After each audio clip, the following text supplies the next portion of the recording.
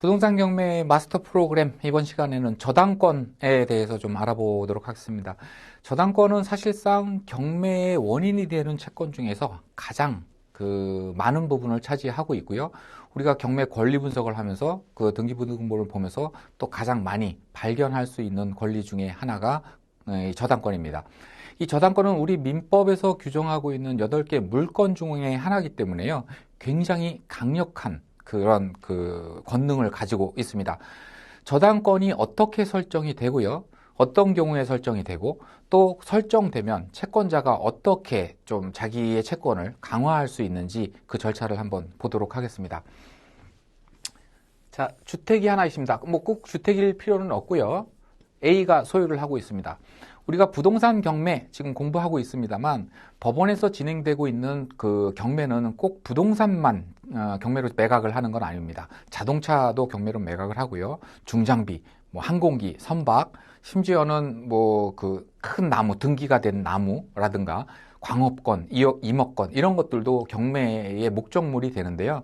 그러면 어떤 거는 법원에서 경매로 진행하고요. 어떤 거는 그냥 집행관이 현장에서 그냥 바로 경매를 하는지 그 차이는 등기 등록이 가능한 것들 이것들은 법원에서 진행을 하고요. 그 외에 동산이라고 하죠. 이런 것들은 집행관이 현장에서 경매를 진행하는데 지금 예를 드는 거는 어떤 주택으로 예를 들겠습니다만 요 물건이 요 목적물이 등기 등록이 가능한 어떤 물건이라고 볼게요. 예를 들어서 자동차라고 한다면 우리가 자동차를 사면서 어느 캐피탈 회사에 할부로 사면은요, 거기서 근저당권을 자동차 등록 원부에 설정을 하죠. 그런 식으로 근저당권이 설정될 수 있는 목적물이라고 보겠습니다. 자, A가 소유하고 있는 주택이 있는데요. B한테 가서 돈을 빌려달라고 합니다. B한테. 이때 B는 반드시 금융기관, 은행일 필요는 없습니다. 뭐 친구 사이일 수도 있고요. 개인 간에도 얼마든지 근저당권 설정은 가능합니다. 자, 이때 만약에 B가 A가 담보로 제공할 만한 어떤 목적물, 근저당권의 목적물, 주택, 부동산 이런 것들을 가지고 있는데도 불구하고 여기에 저당권을 설정을 하지 않고 그대로 돈을 빌려줬다고 가정을 해보겠습니다. 근데 그 상황에서 A가 B한테 원리금을 상환하기로 한 날에 상환을 하지 않습니다. 그럼 B는 몇 번 독촉을 하겠죠. 야, 돈 주기로 한 날이 도래했는데 왜 안 주냐? 빨리 달라 라고 독촉을 하겠지만 그래도 계속 A가 돈을 주지 않는다라고 한다면 이제 문제가 생깁니다. 그러면 결국에는 경매라는 절차를 통해서 A가 소유하고 있는 어떤 재산 가치가 있는 부동산을 매각을 해서 그 매각 대금으로 자기의 채권을 만족하는 방법밖에는 없습니다. 그래서 B가 법원에다 이 주택에 대한 경매를 신청했다고 가정을 해볼게요. 그렇게 경매를 신청을 하게 되면 판사님은 분명히 네 말을 뭘로 믿어 이렇게 나올 겁니다. 왜냐하면 판사님은 요 돈 금전 거래가 있었을 때 현장에 있지도 않았고요. 그냥 처음 보는 사람이 와서 A가 나한테 돈 꺼가고 안 갚고 있어요. 그러니까 A 집 경매해 주세요. 이러고 있거든요. 그 말 한마디로 경매를 진행을 한다라고 한다면 문제가 생길 수 있겠죠. 나중에 혹시 B가 돈을 꺼준 적도 없는데 경매 신청을 남의 집을 그냥 막 한다든가 이런 경우에 문제가 생길 수 있습니다. 그러면 그렇게 얘기하면 판사님은 내가 네 말을 믿을 만한 뭔가를 가져와 라고 얘기를 해요. 그러면 그거는 A를 상대로 B는 소송을 할 수밖에 없습니다. 경매 절차와는 다른 일반 대여금 반환 청구 소송을 하고요. 그 소송에서 입증이 제대로 된다고 한다면 승소를 할 거고요. 그 승소를 한 시점에서 그 판결문을 첨부해서 경매 신청을 다시 해야 비로소 이 집에 대한 어떤 경매가 개시 결정이 날 것입니다. 자, 요런 불편함도 있고요. 심지어는 A가 갚기로 한 날 돈을 갚지 않은 상태에서 아니면 아직 갚기로 한 날이 도과하지 않은 상태에서 A가 이 주택을 C한테 팔아버립니다. 뭐 증여를 할 수도 있고요. 소유권을 넘겨주게 되면 물론 이제 나중에 우리가 또 기회가 있으면 공부하게 될 사행위의 문제가 발생을 하긴 합니다만 그거는 또 변론으로 하고요. B가 A를 상대로 소송을 진행해서 승소 판결을 받는다고 하더라도 그 판결문에 기해서 경매를 신청하려고 봤더니 이미 이 주택의 소유권이 C로 넘어갔습니다. 그럼 B는 A한테 받을 돈이 있는 거기 때문에 A한테 받을 채권을 확정한 그 판결문으로 현재 C의 주택으로 된 이 주택을 경매할 수 없습니다. 그러면 결국에는 B는 소송에서 이겼다, 뭐 그거 갖고 잠깐 위안을 삼을 뿐이지 사실상 A한테 빌려줬던 돈을 받을 수 있는 방법이 없게 됩니다. 이러한 위험이 있기 때문에 이렇게 사인 간의 금전 대여대차를 하는 경우에 우리 민법이 저당권이라는 물건을 만들어 준 겁니다. 그래서 B가 A한테 돈을 꿔줄 당시에 이 주택에 대해서 저당권을 설정을 하게 되면은요, 그 저당권이 설정된 상태에서 A가 C한테 이 주택을 판다라고 하면 C가 등기부등본을 보고 이거 5억짜리 집인데 이미 3억에 대한 저당권이 설정이 되어 있네요. 그러면 내가 매매대금을 지급하는 동시에 바로 B한테 3억 원을 상환해서 이 근저당권을 말소해 주세요라고 요구를 하겠죠. 그게 시장에서의 일반적인 거래 관행이니까. 그렇다고 한다면 B 입장에서는 3억을 못 받을 일은 없어요. 근데 C가 법을 잘 모르거나 아니면 A하고 어떤 내통을 해서 그냥 소유권을 넘겨받습니다. 이렇게. 그러면 근저당권을 설정한 B는 설정 이후에 소유권이 누구한테 10번, 20번 넘어간다라고 하더라도 이미 설정된 저당권의 효력에는 아무런 영향을 미치지 않고요. 그 상태에서 A가 원리금을 상환하지 않는다. 근데 아까 저당권을 설정하지 않을 때는 뭘 해야 된다고 그랬죠? 경매에 신청해봐야 받아들여지지 않는다. 그래서 대여금 반환 청구 소송을 해야 된다. 이렇게 말씀을 드렸지만 저당권이 설정되어 있다고 한다면 소송 절차 없이 바로 경매 신청이 가능합니다. 그래서 저당권 아주 단순하지만 강력한 물건이거든요. 아주 단순하지만 강력한 물건입니다. 가지고 있는 권능은 딱 두 가지밖에 없어요. 첫 번째 하나는 경매 신청권입니다. 소송 절차 없이 약정한 날짜에 원리금이 상환되지 않는다고 한다면 바로 경매를 신청을 하고요. 판사님이 딱 보고 저당권 설정되어 있네. 저당권 설정 계약서 상황에 언제 상환하기로 되어 있네. 안 갚았네. 바로 경매 개시 결정이 들어갑니다. 자, 이렇게 개시 결정이 나서 진행되는 경매 절차. 또 아니면 제3자 D가 뭐 A한테 또 돈을 꿔줬을 수도 있죠. A는 B한테도 돈을 꿨고 D한테도 꿨을 수 있습니다. 자기가 아닌 다른 사람이 신청한 경매 절차에서 두 번째 우선 변제권을 행사할 수 있습니다. 자, 우선 변제권이라는 것은 다른 채권자들보다 우선하여 변제받을 수 있는 권리를 우리가 우선 변제권이라고 합니다. 여러 법에서 여러 채권자들한테 이 우선 변제권을 보장해 주고 있는데요. 그 중에 하나가 우리 민법이 근저당권자한테 보장해 주는 우선 변제권이 있습니다. 우리나라는 기본적으로 채권자 평등주의를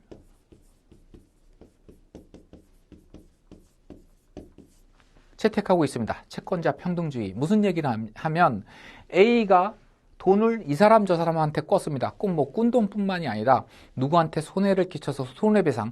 어쨌든 A한테 돈을 받을 사람이 여러 사람이 있어요. 그런 상태에서 A의 재산을 처분해서 매각대금으로 확보된 돈은 원칙적으로는 공평하게 나눠줘야 됩니다.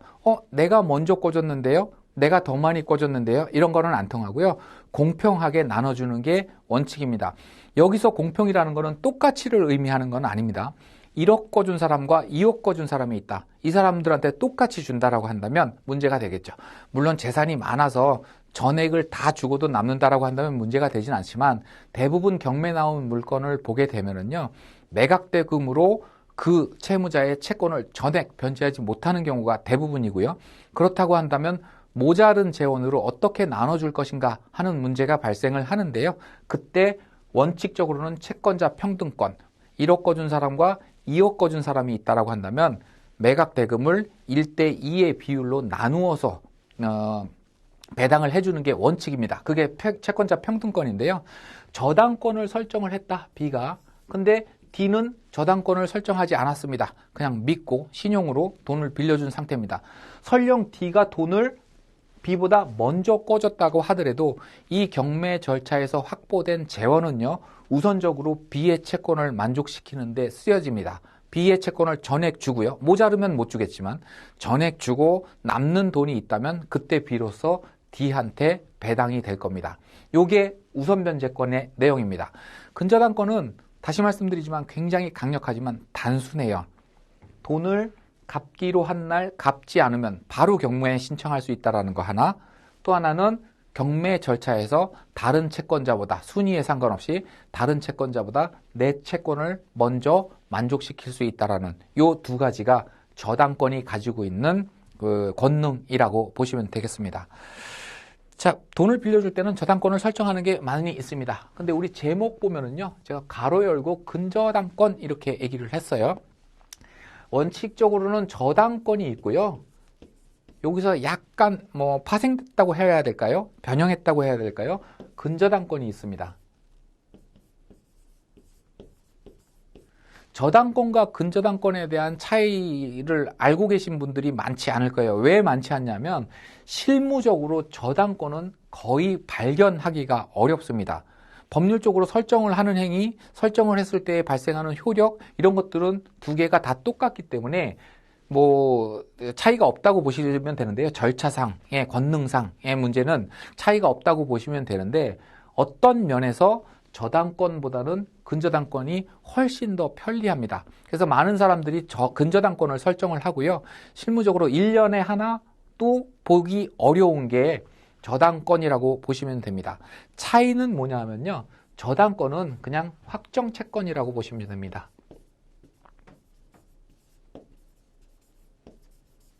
무슨 얘기냐면 5천만 원을 아까 그 사례에서 B가 A한테 돈을 빌려줬습니다. 5천만 원을.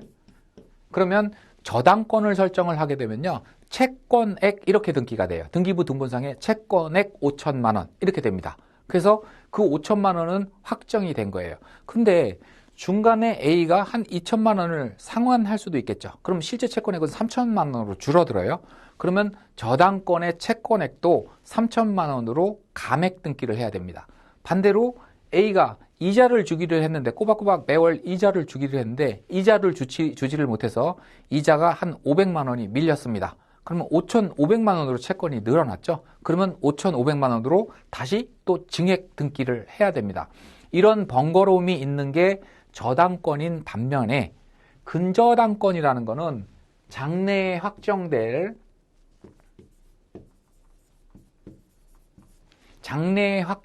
채권액을 일정 금액까지 담보하는 저당권, 그것이 근저당권이라고 보시면 됩니다. 말이 좀 어렵죠. 여러분들 돈을 은행에서 주택을 사면서 또 다른 부동산을 사면서 그 부동산을 담보로 제공하고 근저당권을 설정해서 돈을 빌려보신 분들 꽤 있을 것 같은데요. 내가 만약에 은행에 가서 1억을 빌렸다라고 한다면 근저당권의 금액은 얼마로 기재가 돼요? 보통 1억 2천만 원으로 기재가 됩니다. 그러면 은행 입장에서 1억 거 주고 나중에 경매되면 1억 2천만 원을 상환받을 수 있느냐? 그거는 아니고요. 실제 채권액을 배당받을 수 있습니다. 실제 채권액을 배당받는데 왜 굳이 1억 2천만 원을 설정을 하느냐? 요 1억 2천만 원은 요 저당권의 채권액이라고 기재되는 반면에 근저당권이라는 것은 채권 최고액 이렇게 기재가 되고요. 장래에 말씀드린 것처럼 아까 사례를 들은 것처럼 1억을 빌렸지만 중간에 한 3천만 원을 상환할 수도 있고요. 이자를 못 내서 한 1억 1천만 원으로 늘어날 수도 있어요.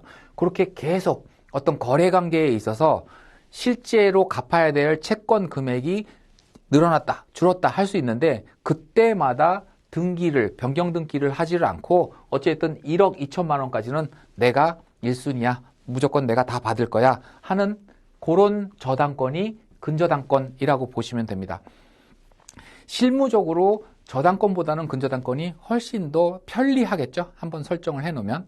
그래서 근저당권 같은 경우에는 등기부 등본상에 채권 최고액이 1억 2천만 원이라고 기재되어 있다고 하더라도 사실상 그 집주인이 채무자가 은행에 갚아야 되는 비용이 실제로 얼마인지는 다른 사람은 아무도 모릅니다.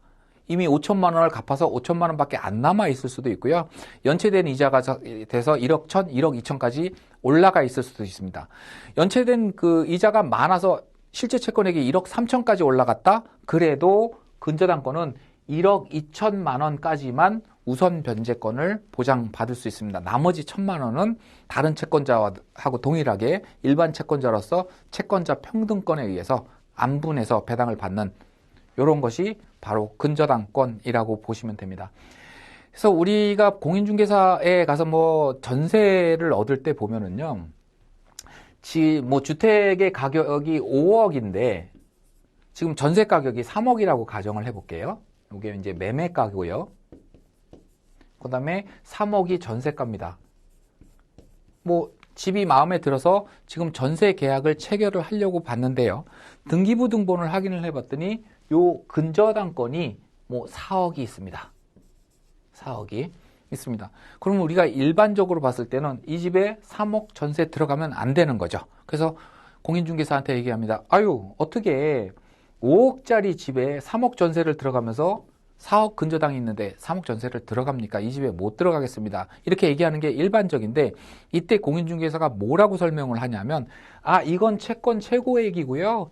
옛날에 돈을 빌릴 때 그만큼을 빌렸기 때문에 이만큼이 설정이 된 거고 지금은 다 갚았어요. 원리금 그 균등 상환으로 해서 뭐 다 갚았어요. 그래서 지금은 실제 채권액이 5천만 원밖에 안 남았습니다. 이렇게 설명하시는 분들이 의외로 많아요. 공인중개사 분들이.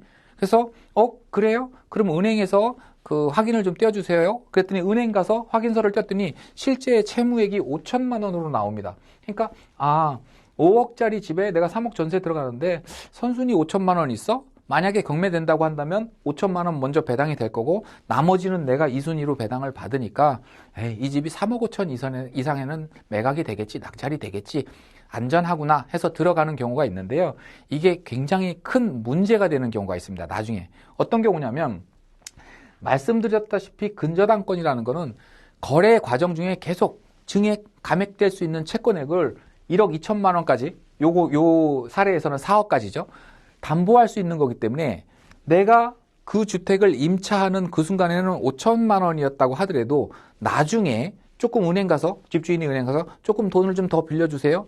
은행 입장에서는 뭐 어차피 4억까지는 내가 선순위를 1순위를 보장받고 있으니까 4억 안에서 3억까지는 뭐 얼마든지 추가 대출을 해줄 수 있습니다 해서 돈을 줘버리게 되면 이 5천만 원이 3억 5천으로 올라갔다.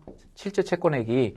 이런 상태에서 경매됐을 때 임차인인 나는 내가 들어올 때는 5천만 원밖에 없었어요. 그러니까 5천만 원 먼저 배당해주고 나 3억 해주고 남는 돈이 있으면 은행에 나머지 3억을 해주세요. 이게 안 된다라는 겁니다. 그래서 근저당권 설정 시점과 내가 우선 변제권을 임차인이 확보한 그 시점만을 비교할 뿐이지 근저당권 설정된 이후에 실제로 금액이 증액되고 감액되고 하는 거는 순서에 아무런 영향을 미치지 않는다는 점, 그거 좀 확인을 하셔야 되고요. 경매 절차에서 뿐만이 아니라 특히 월세 같은 거, 뭐 자녀분들 어디 뭐 대학 가서 원룸을 구해준다든가 월세 같은 거 구할 때요, 공인중개사가 이런 얘기하는 데가 굉장히 많습니다. 그래서 만약에 이 집이 정 들어가고 싶다라고 한다면 지금 5천만 원밖에 없어요? 그러면 은행 가서 채권 최고액 4억 설정되어 있는 거를 1억으로, 뭐 5천만 원이니까 120% 잡아봐야 6천만 원밖에 안 되니까 6천만 원으로 감액 등기를 해주세요 해가지고 등기부상에 기재되어 있는 채권 최고액 4억을 6천만 원으로 감액을 하는 조건으로 들어가신다고 한다면 안전할 수 있습니다. 자, 저당권은 다시 말씀드리지만 굉장히 단순합니다. 그러나 굉장히 강력합니다. 경매 신청권이 있고요. 우선 변제권이 있고요. 근저당권 알아봤습니다.